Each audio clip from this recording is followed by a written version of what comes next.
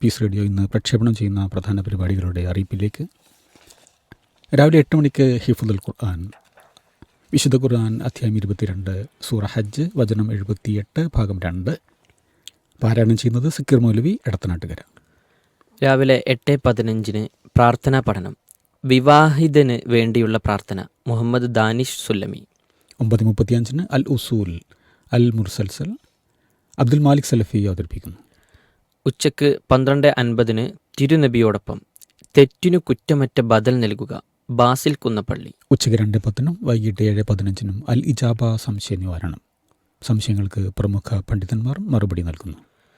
വൈകിട്ട് 3:15 അൽ മിമ്പർ, ജുമുഅ ഖുത്ബയുടെ പ്രക്ഷേപണം. ബിദ്അത്ത് ജാഗ്രത വേണം. മൂസ സ്വലാഹിക്കാര.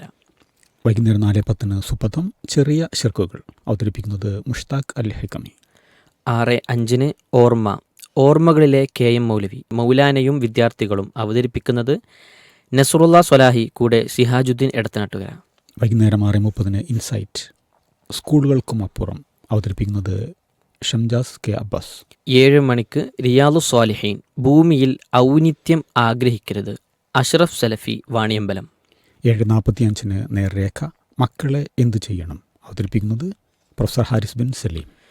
8 മണിക്ക് ഖുർആൻ പാഠങ്ങൾ. വഴിതെറ്റുന്ന യുവത്വവും വഴികാട്ടുന്ന ഇസ്ലാമും, ഭാഗം 1. അവതരിപ്പിക്കുന്നത് സുഹേൽ പറവന്നൂർ. രാത്രി 8:20 സ്നേഹക്കൂട്, സങ്കടങ്ങൾ പങ്കുവയ്ക്കാം. അവതരിപ്പിക്കുന്നത് ഹാരിസ് ബിൻ സലീം, കൂടെ പീസ് റേഡിയോ പ്രതിനിധി ഹനീഫ വണ്ടൂർ.